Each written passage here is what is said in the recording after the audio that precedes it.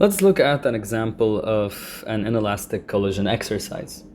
A moving 60 kilogram cannonball inelastically collides with another 40 kilogram cannonball. The cannonballs were traveling in opposite directions. So knowing this, we can, as usual, copy the same diagram as we have seen in the previous video. So it is really wise, I cannot stress this enough, to draw this diagram. It's going to help you a lot in planning your work. So we're going to say that the 60 kilogram cannonball, this is going to be our mass A. So MA is 60 kilograms. Inelastically collides with another 40 kilogram cannonball. This is mass B. This is the 40 kilogram one. The cannonballs were traveling in opposite directions. Awesome. This is why the arrows are pointing this way. And the velocity of the first cannonball is set to be 7 meters per second. So that's VA equals 7 meters per second. While the second was moving at 3 meters per second. So velocity B is equal to negative 3 meters per second. Remember, this is extremely important. Always make sure that your velocity, if it's moving in the opposite direction, you have to make sure that it is negative. Here in the question, they're allowed to give us the value as positive because they described it as speed, and speed can or should be described as a positive value.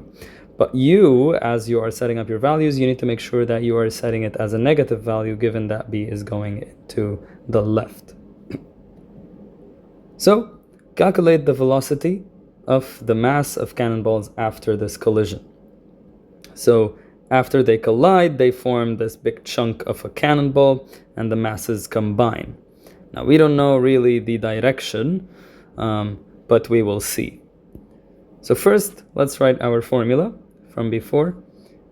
MA VA plus MB VB equals capital M capital V. Now we can rearrange this formula so that we can get the velocity that we need, which is the velocity after the collision. So remember that everything on the left side is before the collision, and everything on the right-hand side of the equation is after the collision. So, knowing this, what can we do to rearrange the formula? It is very straightforward.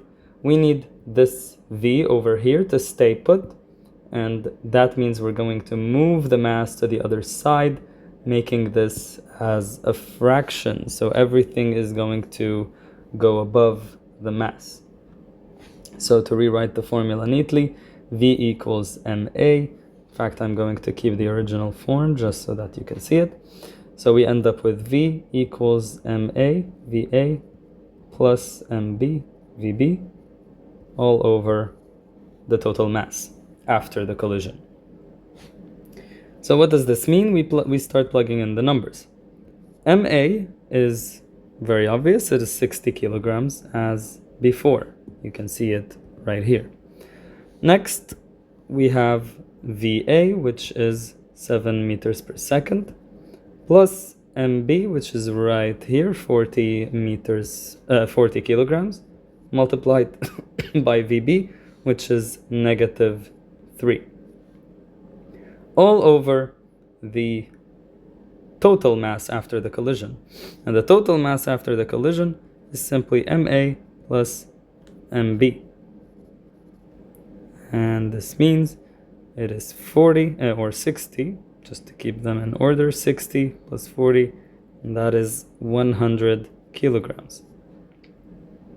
So all of this is over 100. So we plug all these numbers into the calculator, and we're going to get that the final velocity is 3 meters per second. And the velocity happens to be naturally a positive value, which means that the final mass is going to be moving towards the right, because this is the positive value. If V ends up being negative, then that will tell you that your object is moving to the left, which is not the case here. So that's it. That is how we find the final velocity of two colliding objects in an inelastic collision.